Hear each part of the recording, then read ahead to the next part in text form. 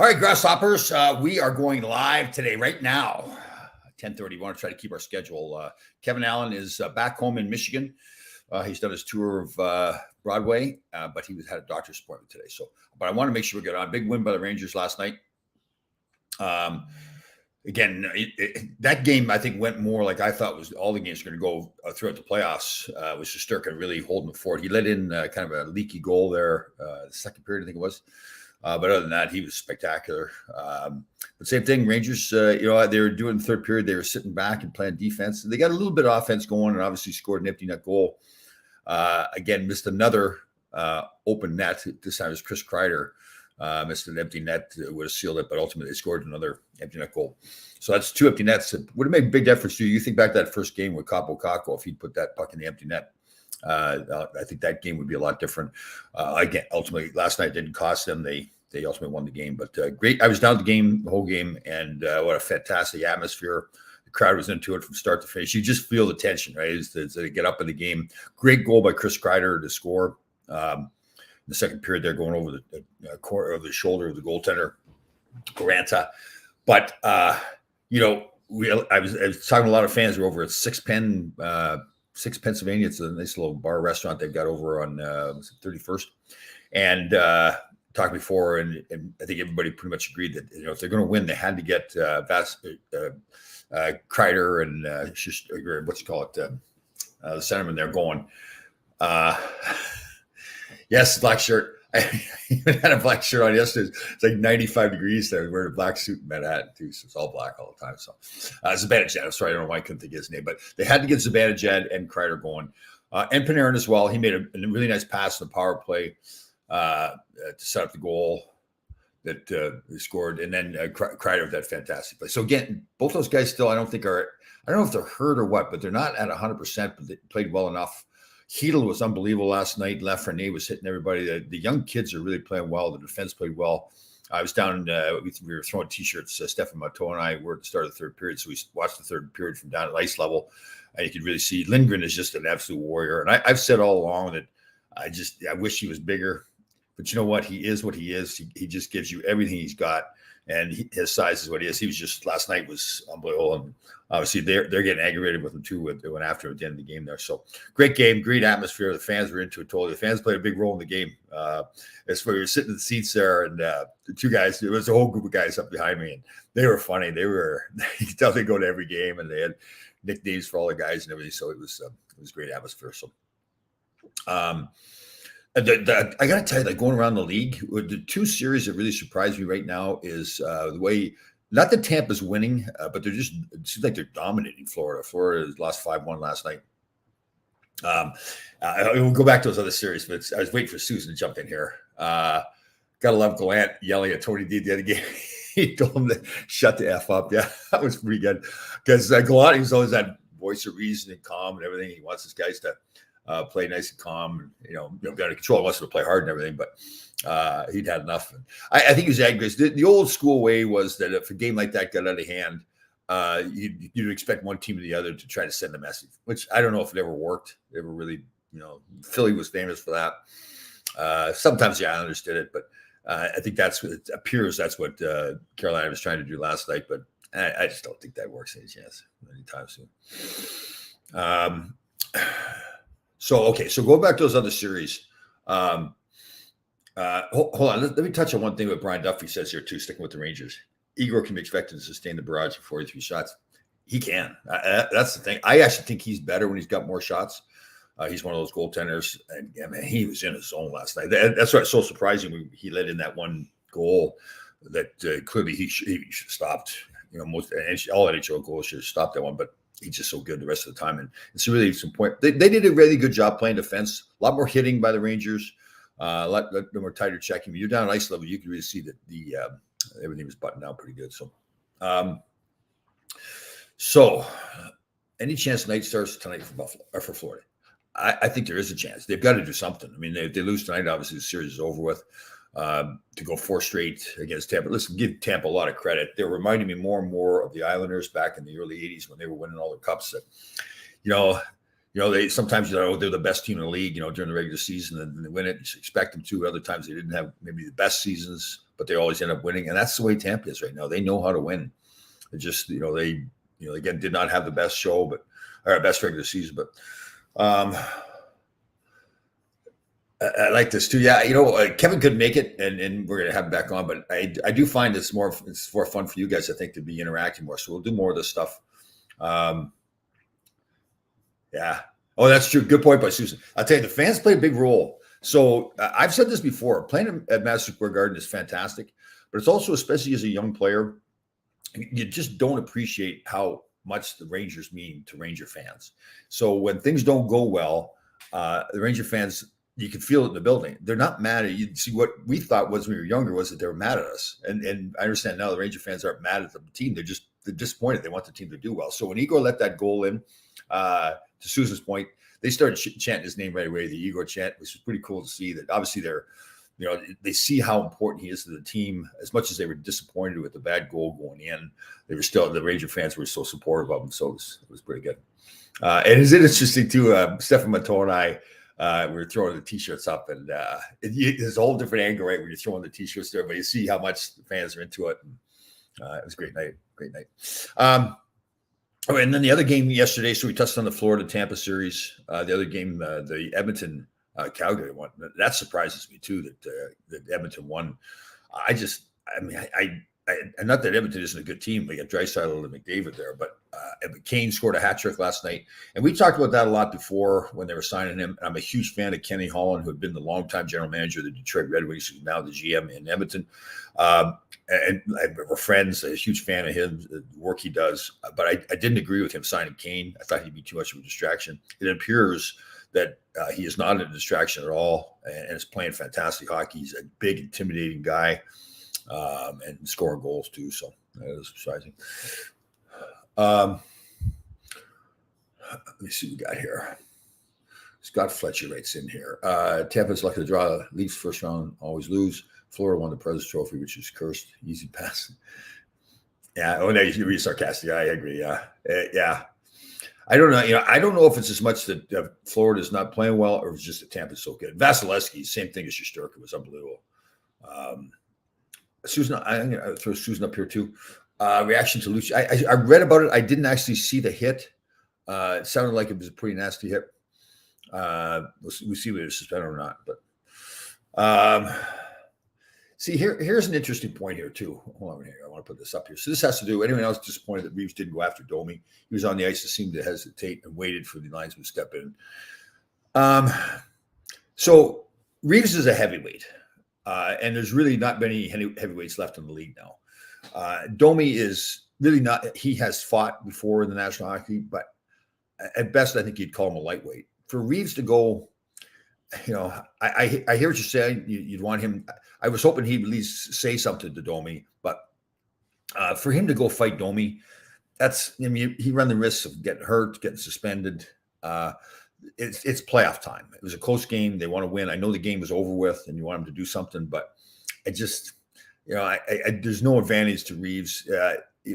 Domi, what he did was more kind of chicken. I just don't like you want to play between the whistles and you want to send a message to Lindgren in particular. They go run him with a clean hit, or even if it's a slightly dirty hit, but do it. Don't this come behind cross checking. I don't think it really would serve any purpose. Reeves doing that. He's the nuclear weapon that everybody knows is there. So and he certainly doesn't have to prove it. But I hear you. You want to get back to him, but again, this is a playoff series. The focus is winning. The focus is winning, and then at the end of the last game, where you're shaking hands and Lindgren shakes hands with Domi, that's how you get back at him. And I know, again, back in the day it was a lot different, but the fighting part now, like the whole intimidation and everything, it just isn't the same anymore. So that's an interesting one. Lindgren has become such an important part of the Rangers D. Tom, do you see any similarities with the two of you, the way you play? I'd like to think so. I mean, I admire the kid, and he comes to play. He's hurt. You can see when you're down at ice level, you can see him grimacing, certain times when he takes a step. I suspect you hear rumors that it's a broken foot or whatever. I don't know that to be true. Yeah, I mean, I was so lucky. I learned to be that team player. I won the Players Player Award, assistant captain. That was my job, to play hurt and to block shots and do all the things that he does. So, to be, yeah, he's again. I was even the season. I was a little not critical of him necessarily, but just wondering, like, okay, is he going to be able to be effective because of his lack of size? But man, when he came back and played that game against Pittsburgh after he'd been out, you could see the team played differently with him there. Like, the way he played, knowing what he was going through to get back in the lineup. I'm assuming if he's got a broken foot or something, he's getting shot up. They shoot it up and numb the foot. So, and again, I don't know that to be facts, but that's what's happened in the past. So, yeah, he's just a huge part of the team. They just, the other guys, like, he draws people into the fight. Right. If other guys are kind of like shying away or, aren't getting physical, whatever, and you're on the bench and you're watching him play the way he's playing hurt, man, if you can't go out there and play harder or block shots when you see that, Adam Fox blocked some shots yesterday. Just what I like is that they're getting the grit back in their game, and Lindgren is, to me, he's the leader in that regard. He isn't the only guy. I mean, Trouba, Keandre Miller, those guys, I like the whole defense. I just think they battled, and obviously Shesterkin and that. So, all right, what do we got here? Yeah, I hear you. Okay, I hear you. Yes, but again, nothing that Reeves could have done would have stopped Domi from doing what he did. But again, because these guys know that the game has changed so much. Like, let's say we were playing the Islanders years ago and they had Gillies and Nystrom and Bob Bourne, all tough guys and everything like that. And I was to go after a Bossy. That would have been addressed, but that's the way the game was back then. It's not that way now. Like, I would have, if I went after Bossy and Nystrom came to me and wanted to go, have to fight, I'd had to fight him. I mean, I couldn't walk away. Nowadays, like, Reeves would go over to Domi and try to fight him. Domi wouldn't fight him probably. So it's more having Reeves there. I know it's a big thing, and I hear you, the frustration. You want everybody sticking up for each other. I just, again, the focus is winning the series. So, and Susan makes a good point here too. Okay, so Domi, you want to do that? All right, fine. We'll go after Aho. You want to do that to one of our gritty guys, our core players, and we'll go after one of your guys. I think that's probably the best thing to do. And there's a lot of talking going on out there that we don't hear or see. And messages are sent that way too. And again, Reeves has built such a reputation that when he says something to somebody, but again, it's the playoffs. So like they may bait Reeves into something and have him take a bad penalty and then score on a power play that really hurts the team. So I hear you, but again, winning that game and winning the series is the big thing. But I hear it, and like Coach Gallant said after the game, the guys have long memories. So you've heard stories of players that went for years, something's happened, and it took them years to get them back. And they will. So, you guys are something, aren't you? Aren't you something? This Billy guy seems like Tom is losing friends so much. Very true. Very true. Yeah. This guy. It was funny at the game yesterday when Tony DeAngelo touched the puck. The whole crowd booed him the whole time too. And I agree. I watched him play in that Buffalo series where. Listen, he is a fantastic player, Tony DeAngelo. I think we all Ranger fans know that all the stuff that he did that was arguing with fans online and the politics and the stuff he said to Georgiev and everything. So none of us like him or respect him at all. He's a heck of a player, though. Incredible athlete, really competitive guy out there. But he is that guy that, like, now we're talking now with the whole thing with Lindgren at the end of the game and Reeves, sucking it up. Don't do anything that's going to get guys suspended, hurt, or whatever. DeAngelo's the opposite of that. It's all about DeAngelo. You run him or you get him going. It's all about him. He forgets about the team and he thinks about himself all the time. So that's the guy I'd go after to really try to get under his skin. I'm hoping they're getting the jabs in there. I know we would have done a lot more to get him going. Oh, look who's awake. It is Ronnie Greschner time. Tom hasn't lost any friends. He never had it. Oh, that's hurtful. And Greschner's spelling like Ira now too. Doesn't put the period there. I'm just saying. Just noticing that. But Ron Greschner is at the game last night with the whole crew. Had all his 4 kids there. All had the Ranger jerseys on. I did not see anybody wearing a Laidlaw jersey. Actually, I was at an event I mentioned before the game, and this one lovely woman had on a Ron Greschner jersey. She had a fake nose attached to it and everything to make her nose look better. She did not. She was a very nice person. But she did say that has brought good luck in the past. I told her, okay, if we win today and you're wearing that, then you have to wear it all the time. So I will get it. Hopefully I'll see her again and I can get her that fake nose so she can look just like Ron Greschner. But let me see here. Whichever direction Rangers go about Domi and just don't make it a distraction to get you. Exactly.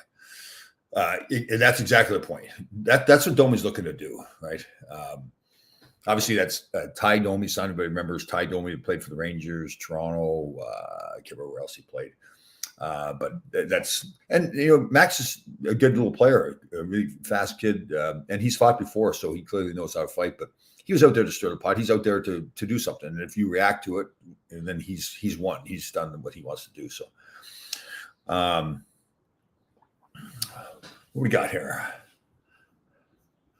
Here we go. Here, okay. I said put Reeves on the ice and check on the boards before Domi instigated cross checking us. No. I hear you. I know that you want the revenge and everything, but it's they want to win the game. They want to win the series. I tell you, you played. I was lucky. I played against the Islanders. They won the Cups when I was out in LA. I played against LA, and for instance, with Edmonton, I played against Edmonton, and their guys like Kevin McClellan, Marty McSorley, all their tough guys. During a close playoff game, you could do whatever you wanted to them because they weren't going to react. They were not going to do something to hurt their team. You could tell how disciplined they were, how much team players. They could get you later on. But so that's got to be the focus here is winning the game. I get it that you want to get back on, especially with Lindgren. And again, that's why Domi picked on him. He picked on him because he knows that he's the heart and soul of the team now. I mean, there's obviously there's Shesterkin and all the other guys. But as far as Lindgren goes, like him playing the way he's playing hurt and everything. So. What I thought the Rangers did a much better, and I'm not gonna agree with this guy, but I hope everybody knows I'm kidding Bill when I give him a hard time because he's a good guy, a lot of respect for him. But I really liked everybody was playing the body last night. Zibanejad was playing the body. You could see he had much more fire in his game. Kreider had more fire in his game too, and it's good to see. And again, I don't know what's happening there with those guys if they're hurt or what it is. But it's for them to kind of be, not playing so well and then be able to turn it on. But the same thing was happening in the Pittsburgh series. Good thing is now they're showing up now, so hopefully that continues on for the rest of the series because they have to. I mean, they scored yesterday. Panarin with the assist, Zibanejad with the goal, Kreider with the goal. They've got to score. The other people can do it, but you have to have those big guys going if you're going to win. So, all right, Susan, who now is very negative towards me, she's now being nice to Gresh, but we'll allow that. But. Schneider not playing like a rookie. Gresh was right about him last year. He told us that's right. Gresh was one of the first people that told everybody about him. He'd already been drafted, obviously, but he saw him play. I mean, he's with Brandon, I believe it was in Western League, and he's composed. And what's a little bit tough too. They aren't playing him as much, rightfully so. He's a rookie, and they've got to, you got to get your guys, more veteran guys out there. Which is tough sometimes. Sometimes when you're playing more, you're more into the game. Well, not sometimes. You're always more into the game. So to come off the bench, not play a ton of minutes, it's sometimes you're not into the game as much. But he doesn't seem to bother him. He's a really composed guy. I can really see him. He looks like he's that captain-like material down the road. He's just getting started now. So,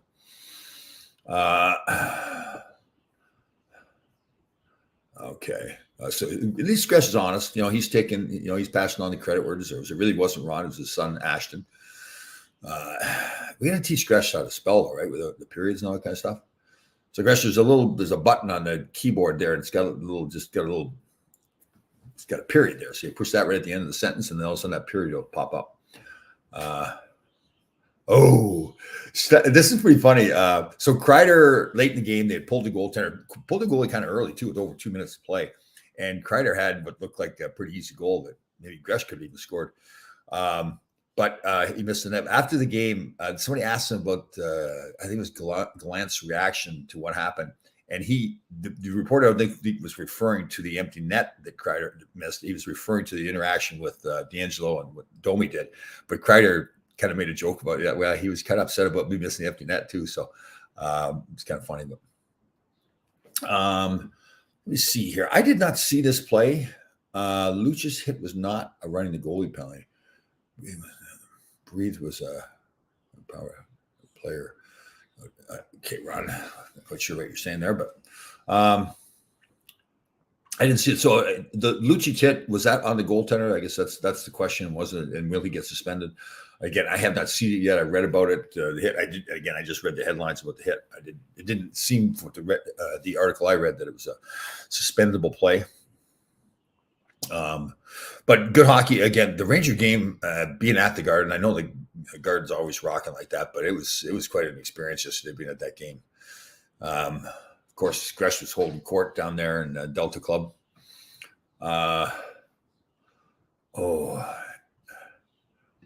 That's a good question here. If healthy, should they play Goudreau or Blaze? I would think Goudreau for sure for the experience. If both those guys are healthy, the tough one with Blaze, he missed the whole season. I don't know whether they're even thinking about Blaze being available or not, but Goudreau, I definitely have him in the lineup. I know the team's winning. You hate to change the lineup when the team wins, and everybody seems to be playing a role, but he's the kind of guy that he can play up and down the lineup, play all the positions. He's a leader, physical player. He's a playoff guy. Like, he's the guy that when you go get him, you go get him for the playoffs. So if he's healthy to play, I think absolutely,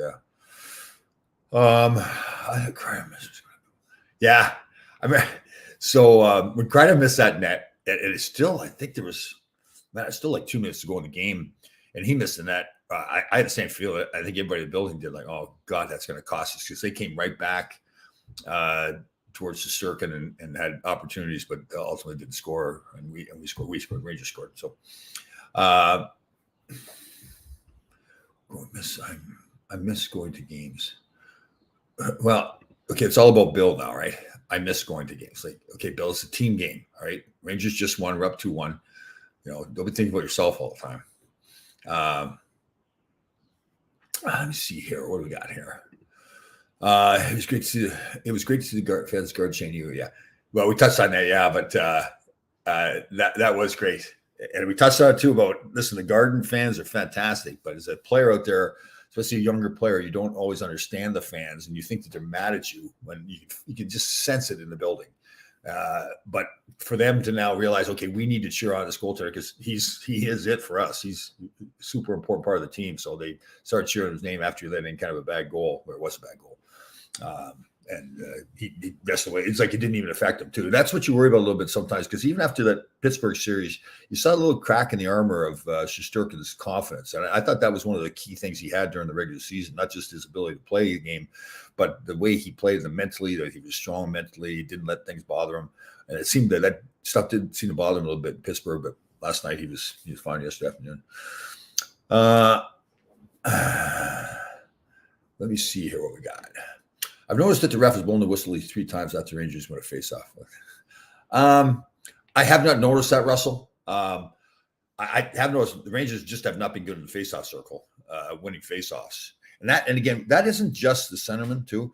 It's sometimes, they'll say, okay, if I'm getting beat clean, let's say Zibanejad's going in to take a face-off and he's getting beat clean all the time. You just say to the rest of the guys, I'm just going to tie up the other centerman, and wingers and defensemen, you have to come in and get the loose puck. So it isn't all, sometimes it's just playing centerman losing the draw, but that's where the other guys in your team have to come in and help you out on that. And it does seem the Rangers just haven't been good at that. The good thing yesterday was, so Zibanejad, Kreider, Panarin, they had to get going. The power play had to get going. All those things happened yesterday. So now hopefully those guys have got their confidence and continue with that. What I liked with the power play too was, Panarin's pass over to Zibanejad, zipping the puck around. Right? Don't stand and hold it and wait for something to happen. Move the puck quick, get it going, shoot on net, and that's what they did. You can't. What the heck? I can't remember how many power plays they had in the second game there in Carolina.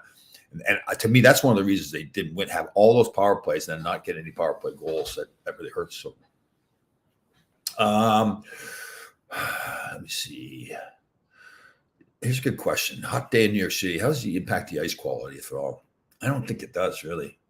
It was bad for me all the time. So, I think they just, when they upgraded the Garden, it just seems like what they did.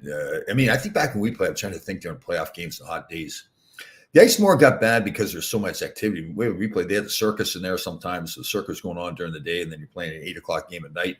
It was more bad ice because of all the other activities in the building. I don't think as much the temperature, but didn't seem to be, the puck wasn't bouncing around yesterday. Didn't seem to be a problem. They weren't fixing the ice all the time. Sometimes the ice will chip, and you see them come out there all the time with the water bottles and the snow and patch up the spots. But I didn't see any of that last night. Yesterday afternoon. So I don't think it's a problem. Um, who comes out for Goudreau? Rooney? Oh, that's a good question. I guess Rooney. You wonder sometimes. I mean, Reeves. Listen, I love the guy. I love what he does for the team. But if you watch him play last night, he just keep up with the play, and having a body there on the bench. You get 12 forwards, and everybody seems to be playing. And if you got one guy that's really not, I mean, listen, I love him. He goes in there banging and crashing, trying to get stuff done. But it seemed like he was, getting tired and getting a hard time getting off the ice sometimes. So it could be Reeves. But again, on the other side of it, you want to keep a guy on the bench like that just use that nuclear weapon sitting there that, scares the other guys. Although like I said before, I just don't think it means that much anymore. That's the way it used to be. But yeah, there's a few celebrities other than Ron Greschner at the game last night. Wayne Gretzky was there. Jeff Bukaboom was there. It was funny seeing Gretz there too. He's I was kind of surprised to see him, but not that I just didn't see him in my games, but Buchanan was there. He's a big man. It's just, it's funny when we talk about Lindgren, you wish, so Fox is the Brian Leetch of today. I'm not saying they're the exact same player, but that level of player. And, Leetch had Bukaboom beside him all the time, and Lindgren does his best with the size, but he's not going to intimidate people with his size. But listen, he certainly intimidates by just, when you're out there against him that he is going to give you everything he's got, and and his teammates know that he's going to give everything he's got to. So, Bill, that's a good point. So when we played, it was a circus, not just a circus. Yeah. Well, you talk about the stuff after the game, and that was pretty much, when you're playing, especially the Flyers, if there's a minute to go and somebody's up by 3 or 4 goals, and he's not going to change the outcome of the game. You knew stuff was going to happen. It's just, guaranteed. Brown would jump over the ice, or Cochran, and all those guys, and you just knew something was happening. So, this is terrible. It's funny. I guess he did have black shoe polish yesterday. Must be only be for TV. Did not have it on. The first time he did the show at the start of the season, there's definitely he'd got his hair dyed. There's no question. I don't think I haven't seen all the stuff. I don't think they're doing that anymore with him. I think he's gotten more back to the natural color, but the hair is certainly kind of a focus with his. Where I think when he played, I mean, Wayne always took care of himself, and looked nice and like that. But I don't know, maybe it's because he's getting older. He's wearing his hair too. Yes, definitely. Heart and soul player. That's a good way to put it. You watch him out there and you watch the way his teammates react to him too. It's just there. Like if he comes off and he's aggravated, whatever injury he's got, everybody on the bench is like, it's like they're there for him, and they can see how much he's doing for him. So as a rookie, Tom navigated through the fog. Freddie the Fog. That's a very good one there. A little play on words there, I think, Danny. That's right. Freddie the Fog. So my first year in the league was 1980-81. Freddie Shero was the coach, legendary coach of the Broad Street Bullies, the Philadelphia Flyers back in the day. I remember Freddie too. He hardly ever talked. We'd have 45-minute practices. He was one of the biggest speeches ever made. There was myself, Chris Katsopoulos, and Eddie Hospodar. And I've told the story before. He called all three of us in. He says, "Now you're all 6'2", 215 pounds. I'm not asking you to fight." He says, "But you're not going to play the first 5 minutes of each game. You're not playing the last 5 minutes of each game. Now, what do you think you can do to help this team?" So that was meeting. So he expected us to be physical players, that's for sure. So, and that was when I told us too, where my first game in the league, up in Boston, I shot the puck in my own net, and then next night we're playing in Toronto, and Robert Picard butted me right in front of the bench, and that I had the thought in my mind of what Freddie had said. The bench was yelling that this is a sturdy play. I shot the puck in my own net the night before. I'm thinking my career is going to go down the tubes if I don't get up and knock Picard out, and so that's what we did. And then I got to play with Ron Greschner and room with Ron Greschner for the next 7 years. What a thrill that was. Let me see here. Funny scene yesterday. Oh, let me see this. What is this? Susan watches every sport on the planet. Funny scene yesterday. The PGA after golfer teed off, a fan yelled Rangers to 6. A fan yelled Rangers to 6. That's cool. That's pretty good. I didn't hear the Potvin chant last night. I don't think that one on, but let's see here. What do we got? So Freddie Shero, Yes, rest in peace. We lost him, and I'm actually got to be pretty decent friends with his son Ray, who was a longtime general manager in Pittsburgh, and can't remember where else he was, but a really good man too, really smart hockey guy. So Freddie liked to drink his beer, and he liked to drink it warm. So you in his office, the beers were on the heater on the wall there, warming them up. So, but that was that was the culture back then. It wasn't like Freddie was the only guy drinking beer back then. That was just the way it was. Beer was a food group back then. Let me see here what we got. Do you remember a THN story back when you were a Ranger that talked about the hockey news? For everybody who don't know what that means. Talked about how you the average size defenseman. I don't remember. So that I was an average size defenseman, which is probably pretty accurate about that. And I was like a average size player in general. I was pretty much the average. Let me see here. Carl Becker. Looks like the Canes have Panarin figured out. Well, certainly, listen, Carolina's a great team defensively, great team on the forecheck. Pressure. They play exactly like their coach, Brendan Moore. That's how he played. He wasn't the most talented guy. He just continued to work all the time, always had his feet moving, killing penalties on the forecheck. That was his game. And he has his team playing the same way. There's not a lot of room out there, but there's not a lot of room for anybody out there. You got to create your space. And I just don't see Panarin doing that. I shouldn't say not doing it enough. Again, made a great play on the power play goal by Sabanich. Had a great pass. It's kind of made it look like he was going to shoot and fired it over. When you watch him play, I just don't see him having the zip that I think he's had the past. And again, in fairness, come playoff time, we don't know this, and we won't know until the end of playoffs. A lot of guys are hurt, so you don't know if that's the case with him or not. I think it's one of those, and I love him as a player. It's just like the expectation is that you get more from him than what he's given right now. So,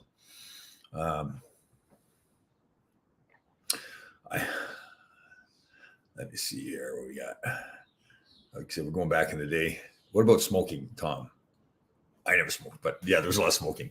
The guys would go, I guess, way back. Gus tells me that before I made it, they're smoking in the locker room. When I got there, they were going to the bathroom to smoke. But that's really, like Eddie Johnson, we called him Siggy. He was always a chain smoker. And we lost some guys lately that were chain smokers too. Mike Bossy, Guy Lafleur. And again, I'm not a doctor, so I don't want to pretend I know that it's because of the smoking. You would assume it had something to do with it. But so going back to the bread man. It's one of those things you hear talked, and even Gallant has said this. Probably you'd like to see him shoot more, but this is the way he's played. He likes to pass the puck more. And as a coach, you say, "Well, I want you to shoot more." What I like about Gallant, and not all coaches are like this, is that he lets the players play that they want to play. I mean, obviously they have to play within the system, and they have to play hard. But he lets them figure it out. Like you hear him talk all the time about they'll figure out the power play, and Panarin. I mean, it's hard to say, you look at the career he's had so far in the NHL, the season he had this past season with the Rangers, and the season before, and you say, okay, I really can't get him to change his game when he's that good of a player. I mean, it's easy to say when things aren't going well, you want him to shoot more. And I do think that's the answer for him. But again, when he makes a play like he did to Zibanejad in close games and they score a goal, that's a big, important goal to get and puts him up in the game. It's hard to say, well, he should have shot the puck there. But I hear what you're saying, that you would like to see him shoot more. And I agree with you, especially if he scores the game winner against Pittsburgh by shooting the puck.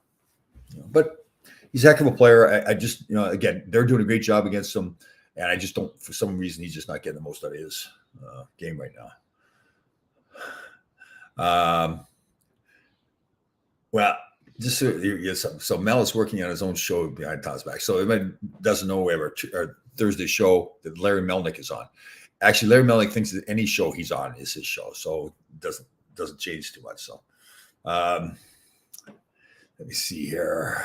Pierre LaRouche, good man. I saw Pierre in Pittsburgh a couple months ago. I read that Pierre LaRouche loves to smoke between periods. Yes, Pierre loved to smoke his cigarettes. Yeah, great guy. It was funny. I saw Pierre at a game in Pittsburgh about 2 months ago. I was in there with some fans. I saw him outside the box for Maryland News box, and great guy. He's one of the best teammates. Happy-go-lucky guy, always supportive of his teammates, scored big goals. Never forget the year he was on pace to get to 50 goals. He had 48, and he was mad about something, which was rare. We were in the lounge by the locker room after the game, and he went to punch a soda can and broke his hand, so he couldn't play anymore. So, but that was Pierre. Let me see here what we got. Sather said after Gretzky, Messi was the most talented player ever coached. I don't know that he did say that. That's odd that he would say that. Listen, Mark Messier was a fantastic player, but most talented? I mean, they had Paul Coffey on that team, Gary Curry on that team. And Messi was just a different player. He was a bull out there. It wasn't his talent as much as his will and his just physical play. Let me see here. Ally afraid did it early smoke. Yeah. Well, smoking was just there's a lot of guys smoked back then. And people kind of get amazed by that, but they think, how could they play? But it's just they grew up smoking. And again, smoking in Canada was part of the culture too. So in a lot of the rinks and community rinks, you go to, they had a room where everybody would go smoke, and you walk in that room, and your kid or something that's just packed full of smoke, and they keep it in all one area. But smoking was a big thing. All right, so just to Ron Greshner and I, we drove in together on the city down in the West Village on Friday. We're going to talk about our Thursday show. We're going to try to expand that a little bit, possibly do another show during the week, and promote more and get a bigger show. Any suggestions you guys have, things you don't like or you do like on that show, the Friday show, we're going to again try to pump that up, get it bigger and more fun. Not having Mel on will make it more fun right away, but we're going to be stuck with him, it looks like, so we'll have to have him on. So, all right, guys, good job today with all the questions and everything. Rangers, big game last night, big game coming up tomorrow. I will not be down at the game. I'll be doing some pregame stuff there, and then I'll be heading home, watching the game at home. I'm assuming Ron Greshner will be there, sitting in the same seat in the Delta Club. You can go see him.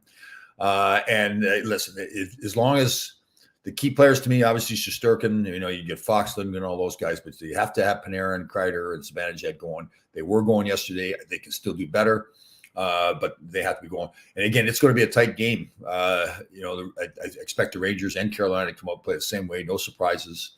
They both know what they do. So, all right, good job today, everybody. We will see you on Wednesday for this show. Everybody have a great week.